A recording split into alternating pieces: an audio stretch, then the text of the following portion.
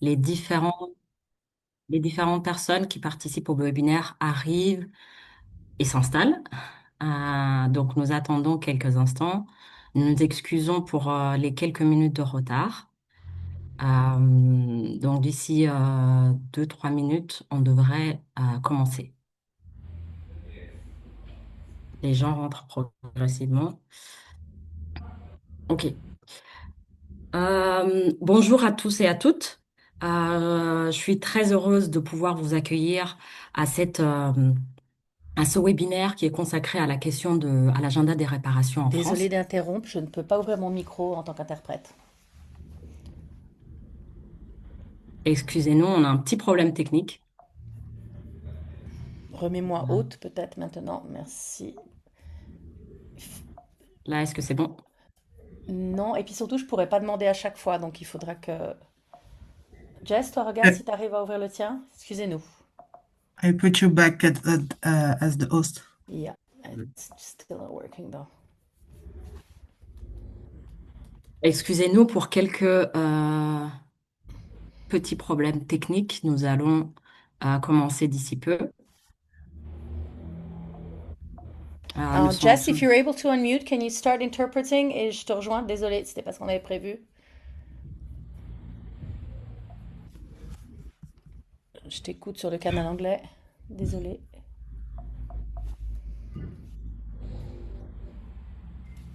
Jess, can you unmute? Tu m'écris sur Telegram pour me dire? Ben écoutez, je sais pas. C'est bizarre, on y arrivait il y a 2 minutes. Apologies, a bit of a technical problem. We will be right with you.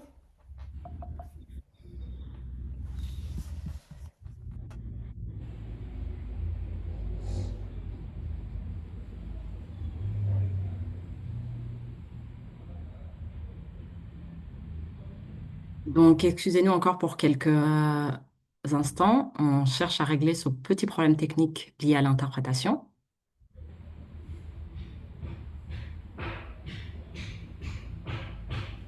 On ne devrait pas tarder à démarrer.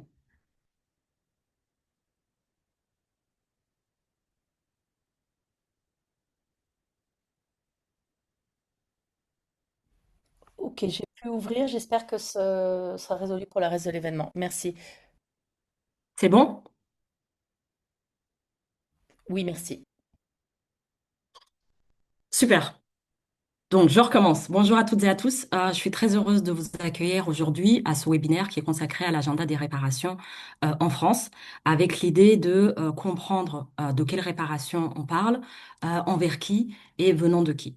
Je suis Liliane Mouliei, cofondatrice et directrice d'African Futures Lab, qui est une organisation dont la mission est de mettre en lumière les responsabilités des États et des acteurs privés dans l'accomplissement des injustices raciales historiques et contemporaines en utilisant la recherche et le plaidoyer. Avant de commencer, peut-être on va dire, je vais laisser l'équipe d'interprétariat vous dire en français, en anglais, quels sont les petits gestes techniques à faire pour s'assurer qu'on a bien la langue qu'on souhaite avoir. Emily, over to you. Bonjour, donc cet événement sera en français et en anglais. Si vous voulez accéder à l'interprétation, vous pouvez aller sur votre écran de téléphone, tablette ou ordinateur sur les 3 petits points où il est écrit plus, puis choisir le mot interprétation ou langue si vous êtes sur un téléphone.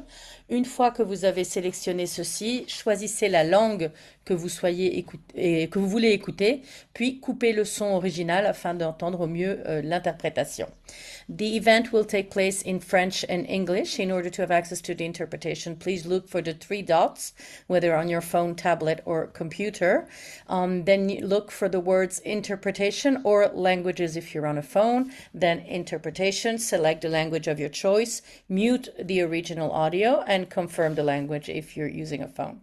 Have a nice meeting. Thank you. Merci, Émilie. Donc, on va commencer. Et peut-être avant de commencer ce webinaire, je voudrais donner quelques éléments de contexte qui nous ont poussés à organiser cette discussion.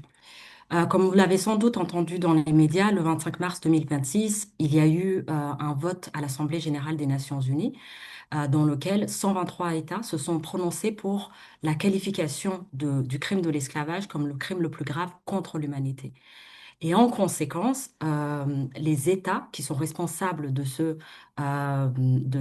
système de l'esclavage sont tenus de réparer, si on suit le droit international, à la fois l'esclavage, mais aussi les conséquences de l'esclavage, à savoir la colonisation, la néocolonisation et les discriminations raciales contemporaines.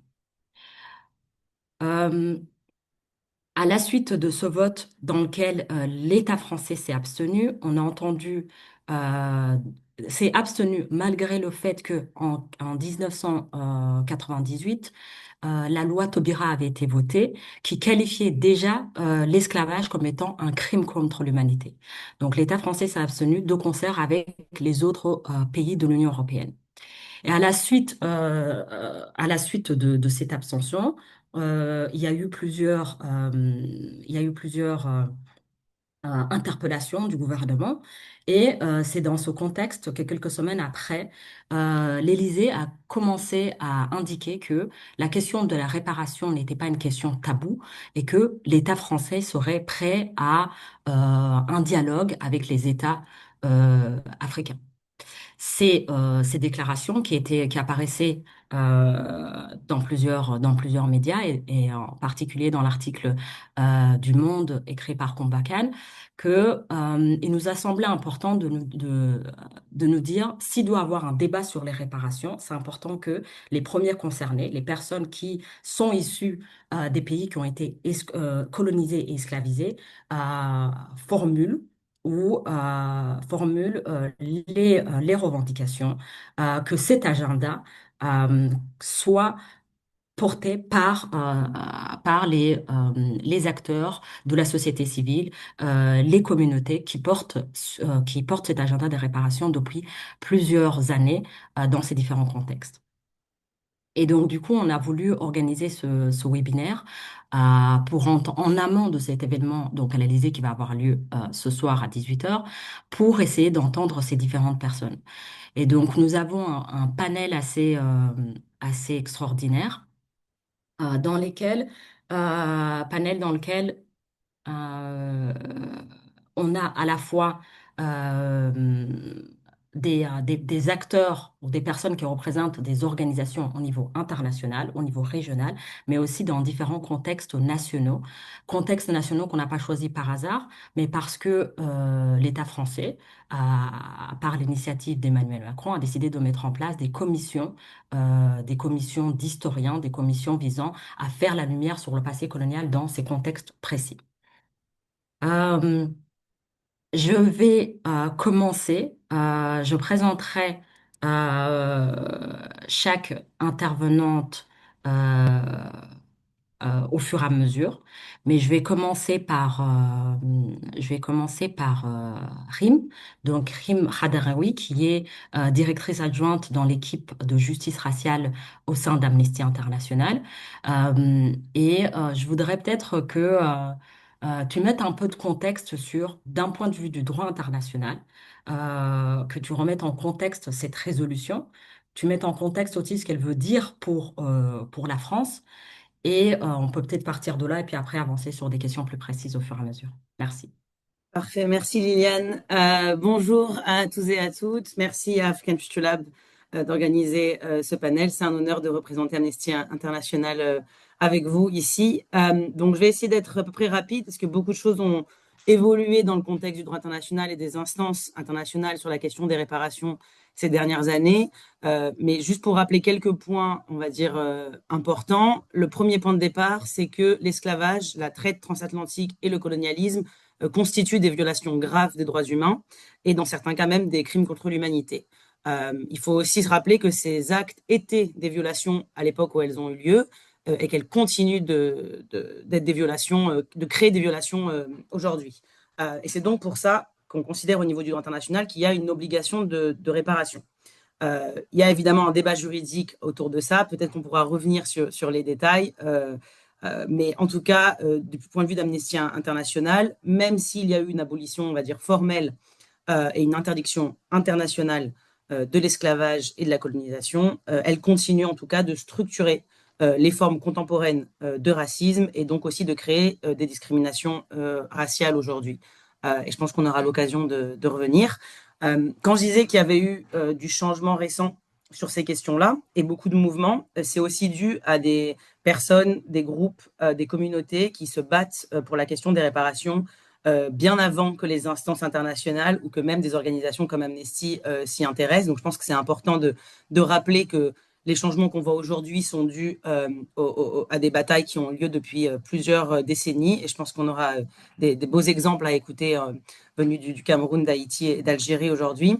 Mais en tout cas, au niveau des standards internationaux, il y avait déjà dans la déclaration et le programme d'action d'Urban de 2001, qui est quand même un des textes fondateurs sur les questions de droit international sur le racisme, une reconnaissance que l'esclavage et le colonialisme sont des sources majeures du racisme contemporain. Et ça aide aussi l'idée que la violation a continué, parce qu'elle continue de créer des violations de la discrimination raciale aujourd'hui. Ensuite, bien sûr, on a eu le rapport spécial des Nations Unies au racisme qui a fait un très long rapport sur la question de réparation et qui justement explique comment ces injustices historiques ont été... la réparation n'a pas eu lieu et est un devoir, ou en tout cas une nécessité au niveau du droit international. Et une des grandes choses pour ceux qui sont intéressés sur le droit international qu'on attend, c'est le comité SEUR, donc qui est le comité d'élimination de la discrimination raciale aux Nations Unies, qui en ce moment, actuellement, travaille sur une recommandation générale sur les réparations pour les injustices historiques envers les personnes d'ascendance africaine. Et d'ailleurs, African Future Lab a contribué, Amnesty a contribué. Vous pouvez trouver nos contributions respectives en ligne qui expliquent un peu ce qu'on a conseillé, on va dire, au comité SEUR. Donc ça, c'est quand même des instances internationales importantes qui se prononcent sur ce sujet-là. Après, pour conclure, je dirais qu'une approche des droits humains, des réparations, c'est à la fois une réparation qui nécessite rendre des comptes pour les préjudices passés de l'esclavage et du colonialisme, mais ça doit obligatoirement inclure le démantèlement des structures contemporaines en fait de la discrimination raciale et des inégalités au sens large, qu'elles soient économiques ou sociales. Et bon, je pense que je m'arrêterai là, mais on pourra revenir sur les différents éléments de l'argument juridique si besoin, Liliane. Merci. Merci Rim, et j'aime beaucoup en tout cas la précision que tu fais de dire cette obligation de réparation, elle ne concerne pas uniquement le passé, elle concerne également les conséquences de l'acte initial qui continue à se manifester qui ont continué à se manifester à travers la colonisation, la néocolonisation et les discriminations et violences contemporaines. Euh, Peut-être je vais me tourner vers toi, Nana Ossé. Donc, tu es directeur de programme euh, au sein de l'agence, l'organe de l'Union africaine ECOSOC. Et tu es donc directeur de programme. Vous avez au sein d'ECOSOC porté cet agenda des réparations depuis des années, au moins au niveau de l'Union africaine, il y a les premiers éléments depuis le début des années 90. Là, depuis 2022, vous êtes assez au premier plan sur cet agenda.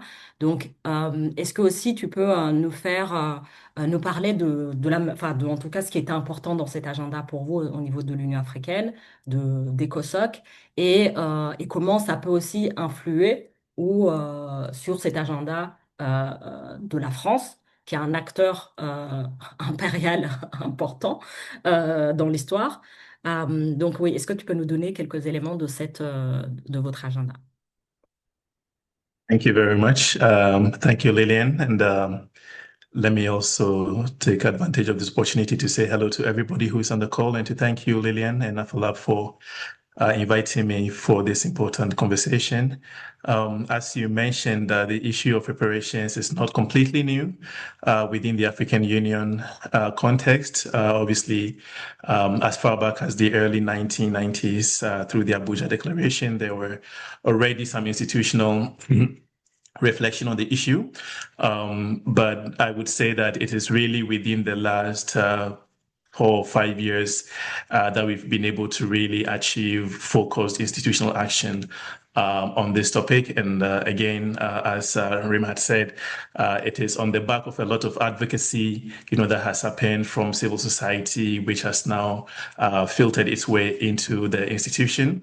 In 2022, there was the first conference on reparations and healing that took place in Accra, Ghana, which introduced, this topic, for the first time within that African Union infrastructure. That then generated a second conference in 2023, which then produced the Accra Proclamation, which has really set the framework for everything that has taken place in the last few years on the issue of reparations. I will touch on just a few of them just for the sake of time. Most of you would have noticed that the African Union had designated the year 2025 for reparations. As part of this, we set up a continental committee of experts on reparations, whose job it is to put together a common African position and program of action on reparations. When you look at the multilateral framework, there's been attempts, in different areas, including in the UN, for instance, to do something similar in terms of how can member states within the global multilateral framework organize themselves around reparations, but it didn't really gain a lot of traction. And so I think it's important for us as the African Union to take control of the next steps, so to speak.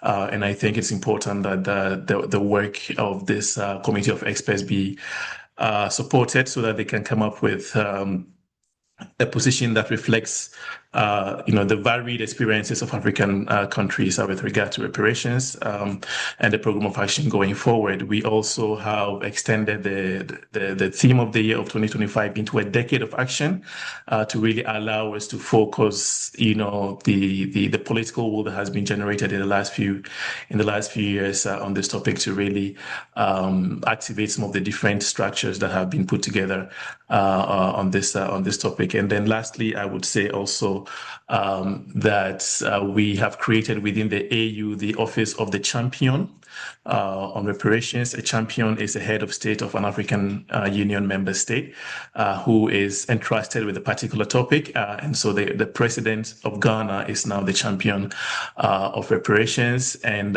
through his mandate as the champion, we have coordinated with him, with Ghana, the AU and Ghana, to put forward the United Nations General Assembly resolution that Lillian, you mentioned at the beginning of this conversation. And we look forward to a lot more going forward. So let me leave it here for now. Thank you. Thank you, Nana. Maybe I think, pardon, je dois parler en français. En t'écoutant, je me suis rendu compte que peut-être pour les personnes qui sont absolument nouvelles sur ces thématiques, ça vaudrait la peine, et là je renvoie la question à Rim, de définir ce que les réparations. Parce que c'est un dispositif, en tout cas une notion que très souvent, quand les gens entendent réparation, pensent naturellement ou très facilement à la compensation financière.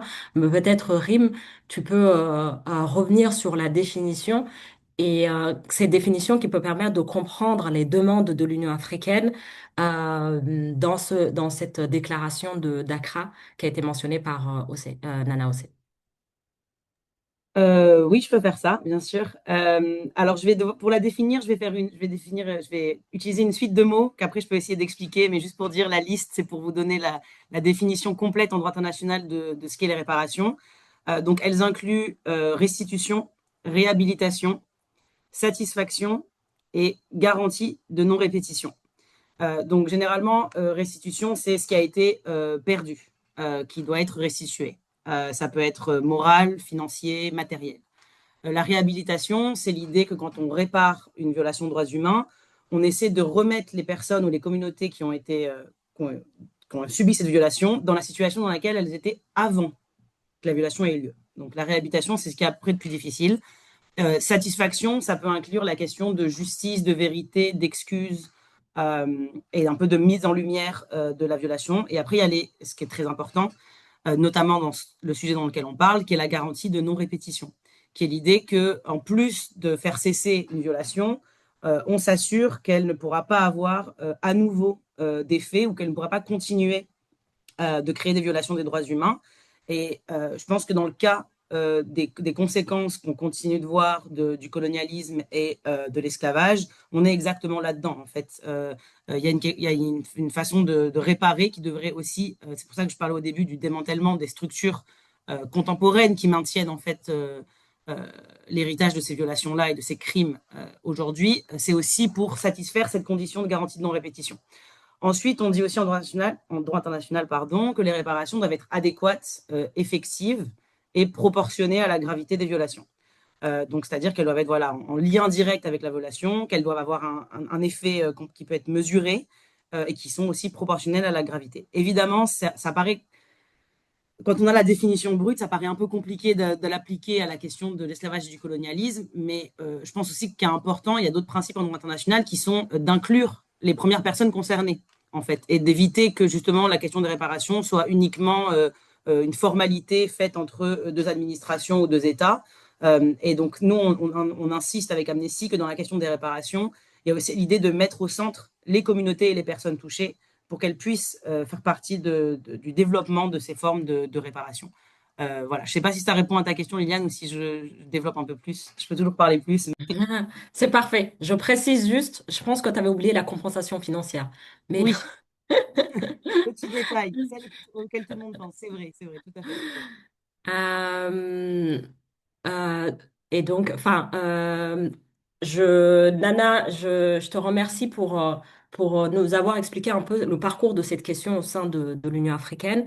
Je pense qu'on reviendra euh, un peu après sur qu'est-ce que l'Union africaine, pardon, avait mis dans cette proclamation.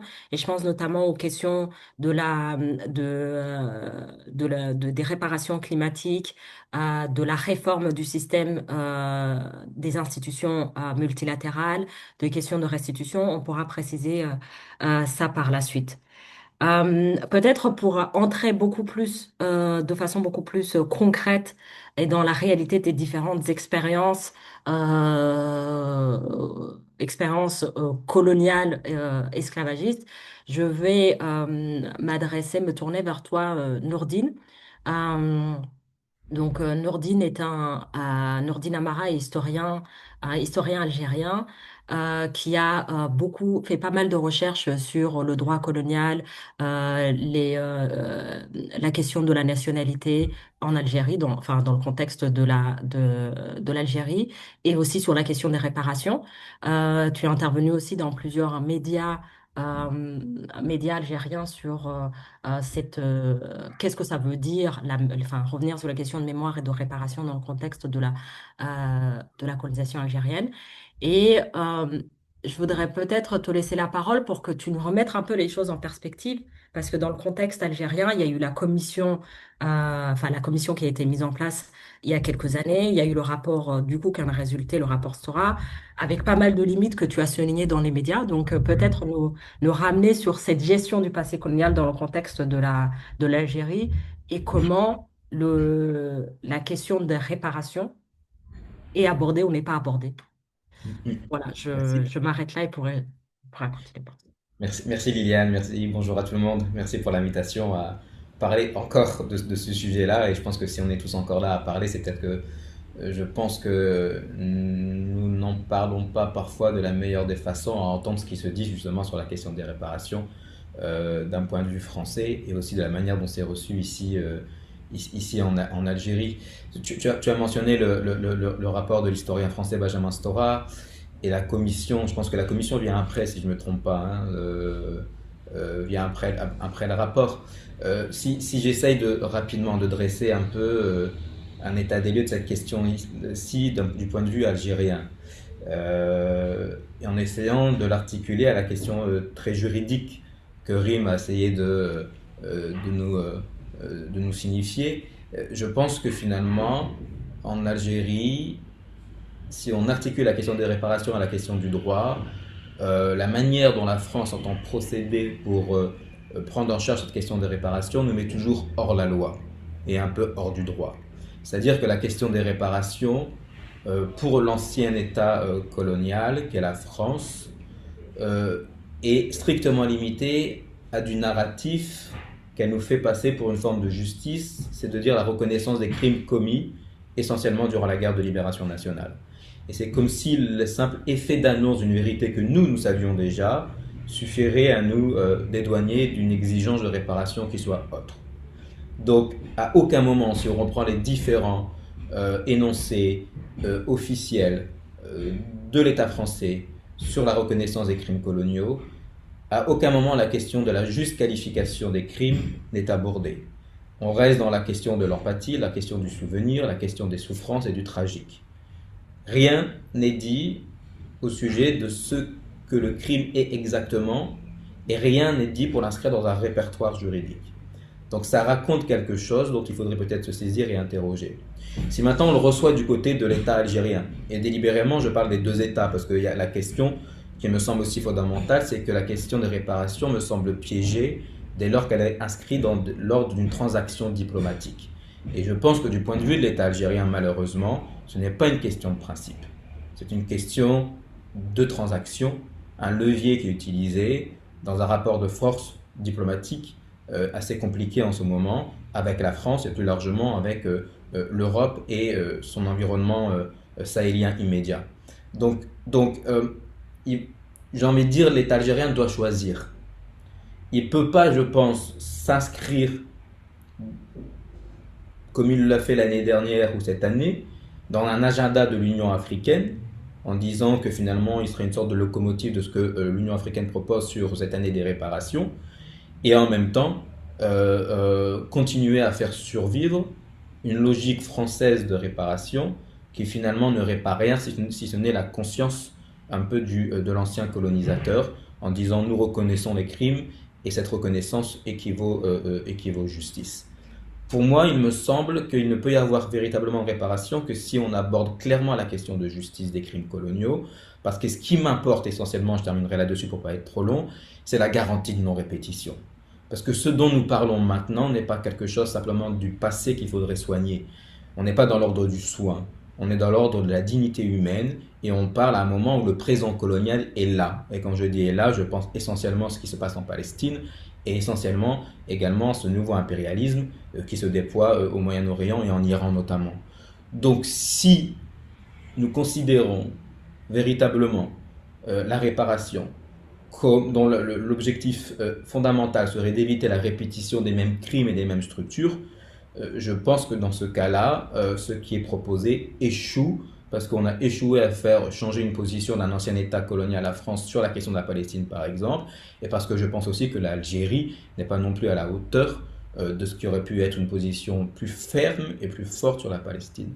Donc, la question de justice me semble fondamentale parce qu'elle permettrait véritablement de jouer sur ce qui serait une force, une possibilité disruptive de la justice et qui poserait la question des prescriptions des crimes contre l'humanité, des prescriptions des crimes coloniaux, pour changer cet ordre légal international et faire en sorte que ce dont nous parlons soit également une manière de, non pas simplement de corriger ou de soigner le passé, mais de changer ce monde hostile et ce présent colonial.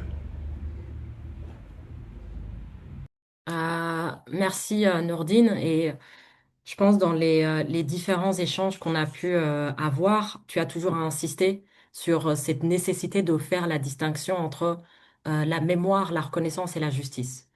Reconnaître fait partie du chemin du processus de justice, mais ça ne pourrait se limiter à ça. Et ça, c'est entre guillemets enfin, une phrase voilà, qui revient systématiquement dans nos échanges. Et je pense que c'est important aussi de souligner le point que tu indiques sur euh, pour certains États, et ça, il faut faire attention, ça devient une transaction diplomatique. Donc, comment s'assurer que, à un moment donné, cet agenda des réparations, il n'est pas juste organisé, enfin, en tout cas, ne se tienne à ce niveau de diplomatie sur lequel, en gros, les acteurs de la société civile, enfin, acteurs et actrices, ne sont pas du tout, n'ont pas de prise. Et on reviendra sur cette question. Mais peut-être avant de revenir là-dessus, je vais m'adresser à toi, Donc, Chantal Eddy, tu es basée au Cameroun, curatrice, documentariste. Tu as travaillé sur beaucoup de projets donc liés en tout cas, à la question de la colonialité, enfin, la colonialité du monde de l'art sur les questions d'environnement. Et je pense aussi que c'est important d'entendre ton point de vue, vu qu'il y a eu une commission, enfin une autre commission mise en place par Emmanuel Macron sur le passé colonial de la France au Cameroun. Donc, est-ce que tu peux nous dire un peu plus voilà, l'ancrage de cette commission, comment ça résonne avec cette question de réparation, euh, enfin, comment ça a résonné avec les questions de réparation à ce moment-là et comment ça résonne avec les questions de réparation maintenant, vu ce tournant de la résolution des Nations Unies? Thank you so much, Lillian, for inviting me to this really, really important panel. And my salutations to everyone. I'm Chantal Eddy. I am the co-founder of the Forest Creative Loft. And yeah, I will go straight to the point. I picked from Nana, one of the objectives of reparation is the promise of non-repetition. And I'm going to hamper on that because, I find it so strange that, there is a commission that is put forth and sponsored mostly, by the perpetrator of injustice, of violence, and a commission that's put forth to carry out research on something that they already have in their archives that are not really willing to open. It's like we know the truth, we have the truth, but we're just going to, play dumb and weaken you guys to think that we are doing something for you. For me, that's what that commission was. It's really, a blindfold uh, for us, for us to think something is done. And the real things that have to be the violence, the real violence, especially for the results of the commission done in Cameroon, the real violence have been kind of short. It's kind of out of the commission report. For example, the use of NEPAM, it's like, no, we're not really sure. Whereas they have it in their archives, they know, that they used it. So for me, it's all kind of something to soften us to think that something is done. And I asked this question, why would France dwell on the past when there's still continuity in the actions that are perpetrating in Cameroon, for example, the very present in all the systemic violence that started since the colonial era, they're still very present to today. Regarding we talk about the war in the two Anglophone regions, France for me it's a proxy.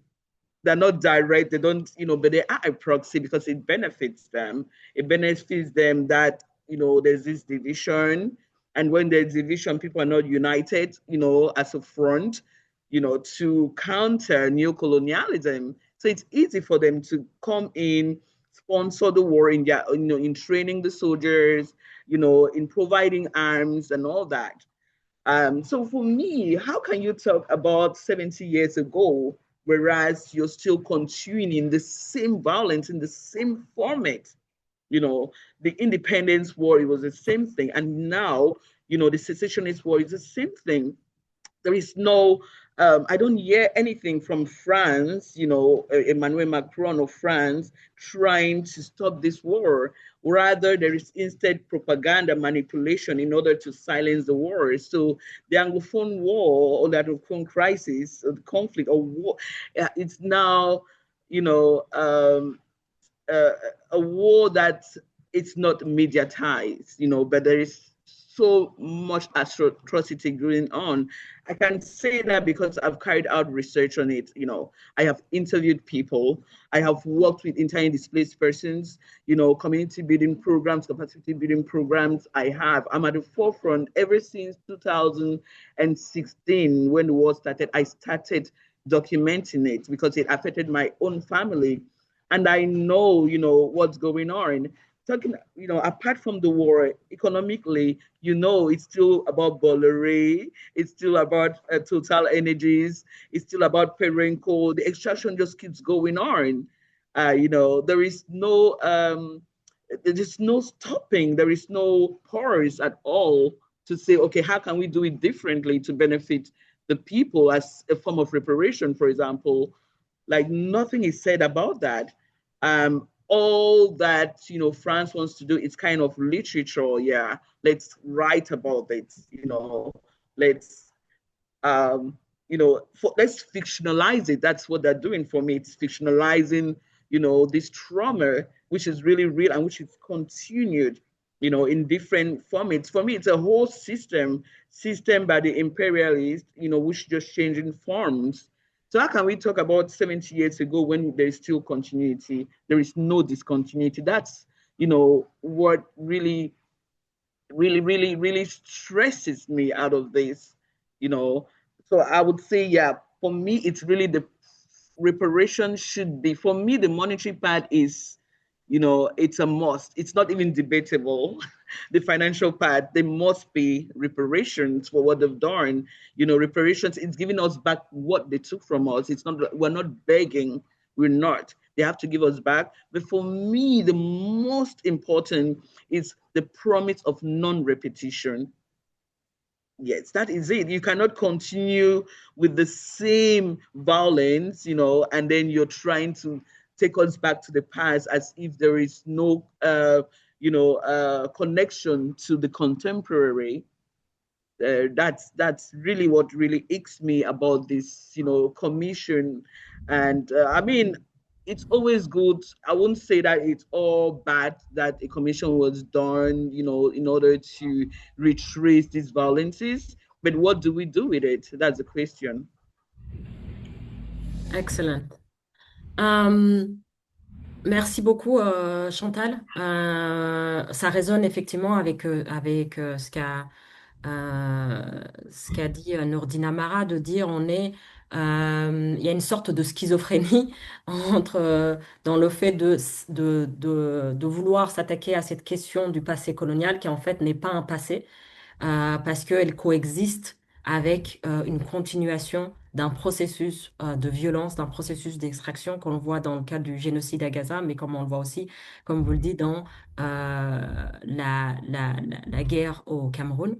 Euh, et dans laquelle, comme vous le rappelez très bien, la France a une responsabilité. Donc, cette espèce oui, je pense on peut parler de schizophrénie, à vouloir parler, à vouloir s'engager dans une question de mémoire et de réparation, en même temps qu'on est en train de continuer à violenter les mêmes personnes. Nourdine, est-ce que je ne sais pas si c'est une courte intervention, est-ce qu'elle peut attendre, comme ça je donne la... Ouais. Ah non, mais vas-y, ça peut attendre, mais je voulais juste, mais très bien, c'est pas de problème. Ok. Peut-être je vais me tourner vers toi, Bumba, donc Nixon Bumba, tu es basé à Haïti, militant activiste sur pas mal de thématiques de justice sociale, justice environnementale, justice féministe. Donc, as été engagé dans plusieurs organisations. Tu as été chercheur à un centre, je pense que c'est le Centre de droit international à Yale. Euh, donc, est-ce que tu peux peut-être nous mettre en contexte euh, cette même question dans la situation d'Haïti? Pareil, il y a une commission qui a été mise en place l'année dernière, euh, qui a suscité aussi pas mal d'interrogations et de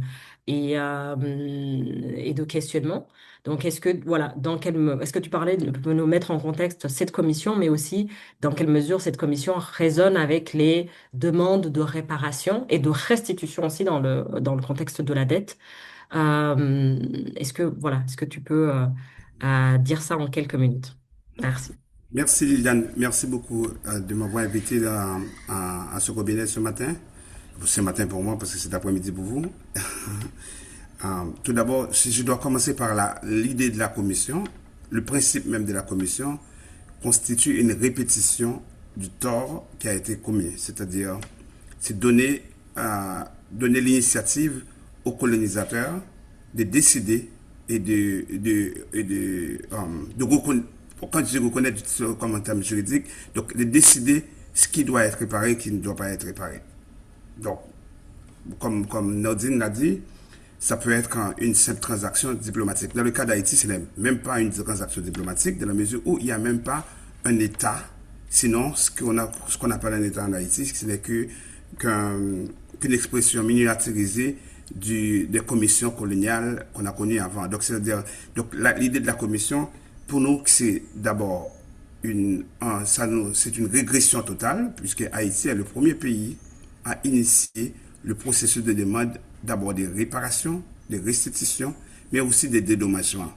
Des dédommagements parce que justement,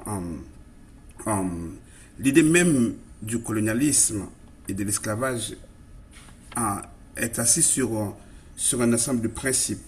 D'abord, c'est la supériorité raciale, le racisme, c'est-à-dire qu'on peut dominer parce qu'on est supérieur à l'autre, mais aussi un principe qui explique pourquoi nos pays, nos sociétés sont dans la situation actuelle, c'est le principe du dépouillement. C'est-à-dire, donc ça a été un processus de dépouillement via l'extractivisme, mais surtout du dépouillement par un processus d'accumulation par des possessions qui rend les pays colonisateurs aujourd'hui des pays extrêmement développés, alors qu'on parle de nous comme des pays sous-développés. Donc, pour nous, l'idée de la commission, c'est une subordination de l'ancienne colonie aux logiques coloniales. C'est-à-dire, c'est Macron qui décide qu'on va créer une commission et demande à ce qu'il reste en Haïti en état de désigner des personnes et des personnes qui n'ont aucun contact, aucun rapport avec le reste de la société. Sinon, c'est un comité d'experts et d'experts, alors que dans le cas d'Haïti et dans le cas de la plupart de nos pays, ça a été plutôt des communautés qui ont été victimes. D'abord, les dépouillements, ça a été un dépouillement de l'Afrique, un dépouillement des Amériques, d'Haïti, et lequel dépouillement a décimé